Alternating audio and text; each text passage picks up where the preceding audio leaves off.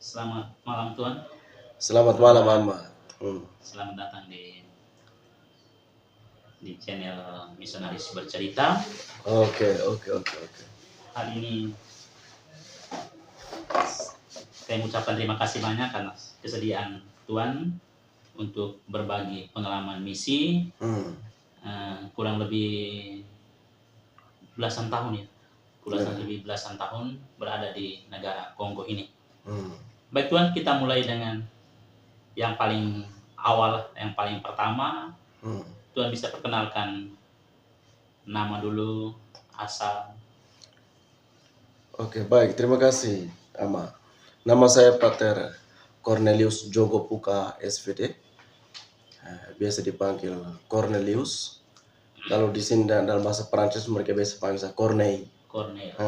Atau dalam bahasa harian itu untuk lebih dekat itu mereka biasa panggil saya Yako. Oh, Yako. Nah, itu sudah umum sekali. Itu mulai dari orang bahasa orang kecil mereka panggil saya begitu, Yako. Tuan asalnya dari mana? Saya asal dari Flores Timur, tepatnya di Kampung Duang, Desa Nabokota, Paroki Hokeng. Paroki Hokeng. Ya. Oh, Paroki Hokeng. Lalu setelah tamat seminari, Tuan melanjutkan ke novisiat mana? Oh ya. Saya dulu seminari Hokeng ya. Sesudah dari seminari Hokeng saya novisiatnya di Nenuk dari tahun 96 sampai 98. 98. Berarti kaul pertamanya 98 ya? Ya, 15 Agustus ya. 98. 98. Ya itu. Lalu kaul kekalnya tuh? Kaul kekalnya 15 Agustus 2005. 2005. Ya. Di Ledlero. Di Ledlero ya. Seminari tinggi. Setelah itu 2007 tabisan. 2006 tabisan. Tabisnya 24 April 24 Juli 2006. Setelah tabisan, setelah kaul, Tuan dapat tugasnya di mana? Oh ya, penempatan itu waktu kaul itu diberitakan saya akan bertugas di Kongo. Republik Demokratik Kongo. Tuan sudah dengar negara Kongo sebelumnya? Sebelumnya sudah dengar ya. Sudah dengar, kita baca juga dengan cerita-cerita tentang misi Kongo itu. Ya. Lalu dan waktu itu juga kita dengar ada berita perang, penderitaan banyak sekali. Dan saya memilih Kongo ya. Dari 3 pilihan itu petitio missionis. Saya pilih yang pertama tuh Kongo, yang kedua Filipina Selatan karena saya dulu OTP di sana. Lalu yang ketiga itu Chili. Ketiga Chili. Bagaimana perasaan Tuan ketika dengar benomilnya di Kongo? Saya rasa bersyukur ya. Karena pilihan saya juga toh. Jadi kita mau buat apa? Saya terima itu pilihan itu dengan lapang hati karena kita mau jadi misionaris itu harus mewartakan sabda Allah di mana saja kita diutus toh. Lalu kapan datang ke Kongo? Saya tiba di Kongo tahun 2007, tepatnya tanggal 29 April. 29 April. Ya, 9 April. Dari pertama itu dari Jakarta tiba di Nairobi. Saya 2 minggu di Nairobi untuk urus visa ke sini, ke Kongo. Lalu sesudah itu tanggal itu baru saya tiba di sini. Bagaimana situasi Kongo waktu tiba pertama? Waktu tiba pertama kali di Kongo, saya heran heran mulai dari airport ini kita sudah heran. Pertama tuh saya lihat, ubi kayu banyak-banyak ini mereka tanam. Di bandara ya? Mereka tanam ubi kayu. Kenapa ini? Di pinggir jalan mereka tanam ubi kayu sini. Akhirnya sesudah itu saya mengerti ya. Oh, padahal ubi kayu itu makanan pokok. Maniok itu. Padahal dari ubi kayu itu mereka olah untuk menjadi fufu Luku yang kita sebut sekarang itu. Waktu tiba pertama di Kongo sih situasi negara aman-aman saja. Waktu itu aman, aman saja. Ya. Ada kendala dalam perjalanan, ada kendala waktu tiba. Tidak juga. Saya waktu itu tidak ada halangan. Saya dijemput oleh provinsial sendiri, Bernard Ilunga waktu itu. Lalu setelah tiba, Tuhan belajar apa khusus? Setelah tiba di sini saya belajar bahasa Perancis sendiri. Di sini di Kensembre.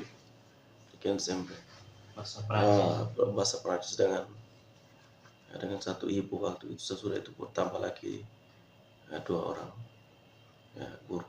Bagaimana Tuhan punya perasaan, Tuhan punya pandangan ketika pertama kali belajar bahasa Perancis? Belajar bahasa Perancis ini bukan seperti bahasa Inggris bahasa Perancis itu paling sulit sudah ya. Bahasa sulit. Karena itu kita mulai dari nol dan begitu kita berkembang perlahan-lahan, belajar tiap hari sampai selesai. Kalau sesudah 6 bulan itu diberikan kepercayaan untuk pimpin misa. Ya. Apa kesulitan Pater untuk ketika belajar bahasa Perancis? Kesulitan belajar bahasa Perancis. Ya, kesulitan yang paling banyak itu, yang paling besar itu konjugasi. Bagaimana kita ucapkan, lalu tulisnya juga berbeda ya. Karena bahasa Prancis itu biar pengucapan sama tapi tulisan yang berbeda. Itu sudah. Itu yang membuat kita sedikit kesulitan. Lalu waktu tentang waktu itu juga. Temps présent, temps passé, temps futur. Tapi bagaimana perasaan Tuhan setelah minimal sudah lancar bahasa Prancis? Ya,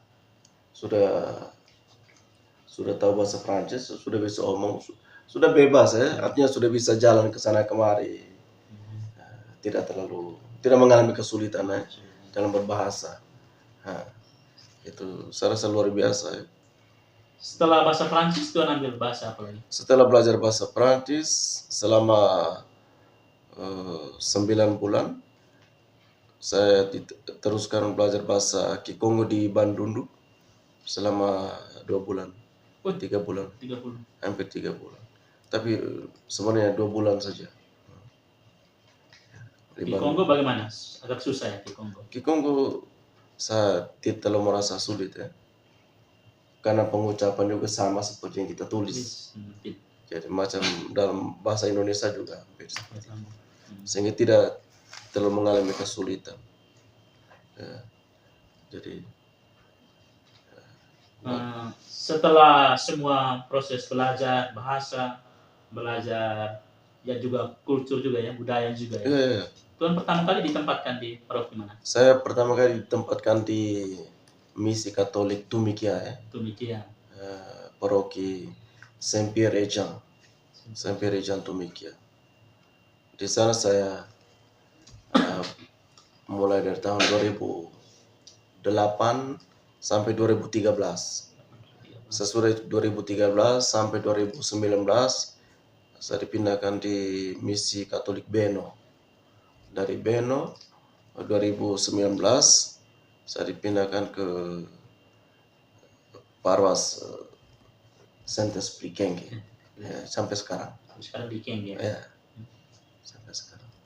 Dari ketiga paroki pengalaman misi ini, paling pertama, bagaimana Tuhan melihat situasi iman umat? Situasi iman umat baik. Tergantung juga tergantung setiap orang Tapi umumnya kita lihat bahwa mereka mempunyai iman akan Tuhan, dan ada yang sangat mendalam. Mereka sangat percaya, sangat mendalam iman mereka, dan mereka sungguh sangat menyerahkan diri mereka itu kepada penyelenggaraan Tuhan ya. Lalu dari pengalaman-pengalaman bersama dengan umat, kira-kira apa saja yang hal-hal yang menyenangkan? Menyenangkan saya, hal-hal yang menyenangkan saya itu ketika berada bersama umat, kita selalu merasa bahagia, senang ya. Dan mereka juga senang dengan kehadiran kita. Jadi kerasulan kehadiran itu sangat-sangat penting. Kunjungan ke keluarga itu sangat-sangat penting. Mereka sangat senang dan sangat menghargai itu. Dan mereka sangat meminta dari kita itu untuk misi keluarga itu ya. Itu memang sangat baik. Karena dari situ kita bisa mengenal mereka secara pribadi, secara familiar, ya. Juga tahu situasi mereka, hidup mereka. Ya. Dan selain itu, kegembiraan ada bersama mereka itu bahwa kita bisa belajar banyak hal dari mereka ya. Ya, kita bisa belajar banyak hal dari mereka. Dengan berada di antara mereka, kita belajar bagaimana hidup, bagaimana bertingkah laku, berbicara juga dengan mereka. Bagaimana itu kita belajar dari mereka ketika kita berdialog dengan mereka. Bagaimana kita menghargai orang itu sangat penting itu. Dan saya rasa bersyukur sekali karena saya belajar banyak dari orang-orang sederhana ya. Orang-orang di kampung itu, orang sederhana, kita belajar banyak. Makan, minum sama-sama dengan mereka, minum tuaks putih sama-sama. Jadi itu saya rasa menarik sekali, pengalaman sangat-sangat asli. Ya. Lalu satu hal yang juga membuat saya senang itu jiwa musik ya. Mereka sangat mencintai musik ya. Itu. Mereka sangat senang untuk menyanyi. Mereka hobi sekali menyanyi dan menari. Dan mereka tidak pernah malu, memang tidak ada rasa malu. Itu saya rasa luar biasa ya. Mereka memang kehidupan mereka itu sangat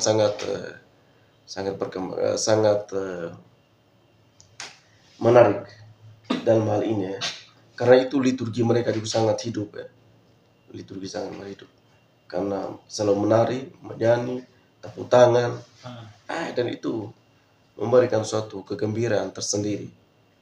Bukan hanya untuk mereka, tapi kita juga ya. Karena saya juga senang ya. Saya senang sekali misa dengan musik. Lalu menyanyi, menari. Itu yang membuat saya juga senang. Dan satu hal yang lain yang membuat saya senang itu, bahagia itu kan. Karena saya juga memiliki jiwa musik ya. Jadi saya senang buat lagu. Main gitar juga saya senang. Dan terlebih-lebih di kampung itu. Waktu saya masih di misi Tumikia dan misi Umbeno itu. Saya sendiri malam-malam itu. Saya sudah makan, saya ambil gitar. Karena mau menunggu saya sendiri saja. Saya ambil gitar, saya duduk di halaman tengah itu. Saya main gitar. Inspirasi masuk banyak kan. Inspirasi masuk itu. Langsung saya rekam sendiri. Saya rekam di telepon. Langsung sudah itu saya mulai atur buat lagu ya. Dan itu yang sangat membantu. Sehingga saya punya lagu-lagu banyak itu. Saya buat pertama itu di misi Tumikia dan juga di misi Beno. Ya, sampai sekarang. Dan sesudah itu saya rekam di Kinshasa. Dari hal-hal yang menyenangkan ini, mungkin Tuhan bagikan juga hal-hal yang tidak menyenangkan atau hal-hal yang menantang. Itu jelas ada ya. Hal-hal yang menantang itu banyak sekali ya. Yang paling berat itu mentalitas. Iya. Mentalitas orang Kongo tuh. Ya, itu yang paling berat untuk dirubah ya. Kita prinsipnya kita datang bukan untuk merubah mereka secara drastis ya. Tapi harus ikut mereka pelan-pelan. Harus masuk ke dalam mereka punya situasi. Lalu dari sana kita sadar situasi mereka punya baik buruknya. Langsung kita bisa omong mereka. Omong bukan dengan secara keras. Kamu harus buat begini-begini, tidak. Itu sifatnya mengajak ya. Anjuran ya. Menganjurkan. bagaimana bisa buat begini kak? Kita bisa buat begini. Itu. Tapi kalau kita hanya perintahkan saja, itu tidak jalan itu. Mentalitas mereka sini sangat masih, menurut saya masih butuh banyak waktu untuk diubah. Diubah. Maksudnya apa? Mentalitas saya yang bagaimana? Seturut pengalaman saya itu, yang pertama itu mereka pikir bahwa para misionaris ini punya uang, orang kaya. Padahal tidak. Lalu yang kedua, mentalitas yang saya rasa sangat menantang itu budaya dalam arti bahwa mereka itu sangat-sangat lekat dengan mereka punya tradisi, sangat-sangat kuat berakar dalam tradisi. Pikiran mereka itu sangat berakar kuat di dalam tradisi, dan tradisi yang bagaimana, khususnya tentang swangi, sihir, itu mitos magis itu sangat-sangat kuat. Jadi kita tuh untuk itu sangat sulit meyakinkan mereka, itu sangat sulit. Saya punya pengalaman banyak sekali tentang itu. Saya sudah banyak sekali. Lalu Tuhan, dari sisi iman sudah, dari sisi kehidupan keagamaan sudah, bagaimana dengan medan misinya, topografi? Medan misi berbeda-beda ya. Saya sudah 16 tahun ini. Saya punya misi itu hanya di pedalaman saja, dari kampung ke kampung. Dan saya selalu berjalan pakai motor saya sendiri, kondui. Dulu tuh di paroki yang lain, macam di paroki Tumikia, juga di paroki misi Beno itu saya ada jeep waktu itu saya pakai juga. Tapi sekarang di Kenji itu hanya motor saja atau jalan kaki. Dan medannya sangat berat. Terlebih sekarang ya, di paroki Sentiasperi, paroki Roh Kudus, itu kami punya paroki itu paling luas.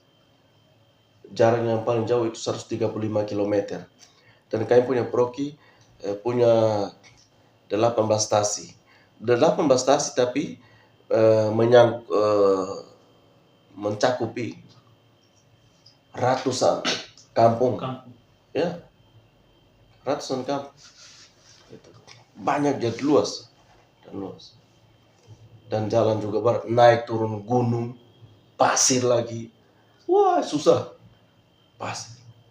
Naik turun air sampai di pinggang.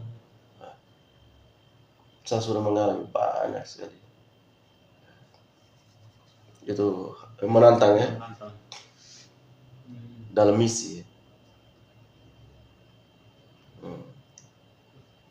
Tapi saya sendiri selalu punya prinsip ya. Saya pergi untuk kerja, Tuhan punya misi ya, untuk menjalankan misi Tuhan, bukan misi saya. Sehingga biar sulit apapun saya tidak mengeluh ya. Tidak mengeluh. Baik Tuhan, sudah berapa tahun sampai sekarang ya di Kongo? Saya sudah sampai sekarang itu 17 tahun. Oh, 17 tahun. Wah, luar biasa. 16 tahun. Luar biasa. Sudah sangat mengakar ya dengan budaya Kongo.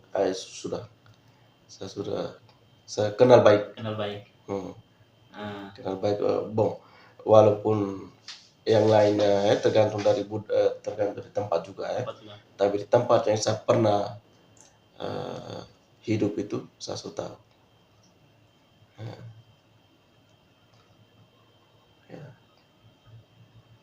Kira-kira dari pengalaman misi yang ada sudah sekian banyak tahun, kira apa harapan Tuhan untuk misi-misi SWD di Kongo? Ya, dari semua pengalaman itu saya bisa lihat untuk kedepannya, untuk kedepannya itu terkhusus untuk kita para misionaris SVD en general umumnya itu harus memiliki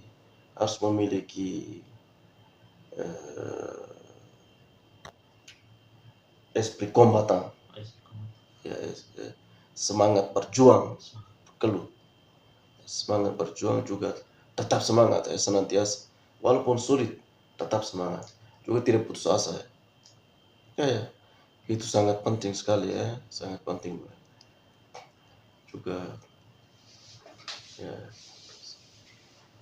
esprit combattant itu di sini Kongo itu karena medannya menantang ya. Jadi kita kalau lihat medan berat itu kita langsung undur, selesai kan? Kita tidak bisa berkembang dan misi tidak akan terlaksana. Jadi harus punya esprit combattant itu. Itu sangat penting. Dan untuk harapan ke depan yang lain, ya, kita prinsipnya bahwa kita kerja sebagai misionaris ini, kita tidak punya obsesi untuk menyelamatkan orang secara semua orang ya. Maksud kita tidak punya opsi untuk menyelamatkan semua orang. Kita datang itu hanya untuk mewartakan sabda Tuhan, untuk membantu mereka yang memiliki iman, juga untuk bertobat ya. Kita di kampung-kampung tuh bukan bekerja keras supaya mereka bertobat secara langsung, drastis. Tidak. Butuh proses ya. Karena mentalitas tadi itu ya, sangat berat. Jadi prinsipnya kita kerja bahwa ya, ini Tuhan punya kerja ya, jadi berhasil atau tidaknya itu Tuhan punya urusan. Yang penting kita kerja ya, dengan penuh iman, penuh semangat ya, itu sudah. Dan belajar terus ya, belajar tiap hari ya, belajar tiap hari, belajar dari pengalaman itu sangat penting. Baik Tuhan, terima kasih banyak. Yang terakhir ini, tahun ini kalau tidak salah Tuhan merayakan Perak Kau dalam Kebiaran. Oh ya. Ya, betul. Mungkin Tuhan bisa berikan sedikit refleksi singkat atau motivasi atau harapan begitu di hari yang cukup bahagia ini, di ulang tahun Perak. Iya, ini saya senang ya. Ini hadiah dari. Ini ada hadiah dari provinsial ya. Provinsi. Itu plaque de reconnaissance Société du Verbe Divin. Di sini mereka bilang, il y a 25 ans vous avez émis les vœux, vous voici désormais grand et nous sommes heureux de vous avoir comme confrère. Faites de cet anniversaire un moment d'action de grâce à Dieu, car le meilleur reste à venir. Okay. Joyeux anniversaire, cher Père. Nous sommes fiers de vous. Saya rasa luar biasa ya, ucapan ini dari provinsi ya.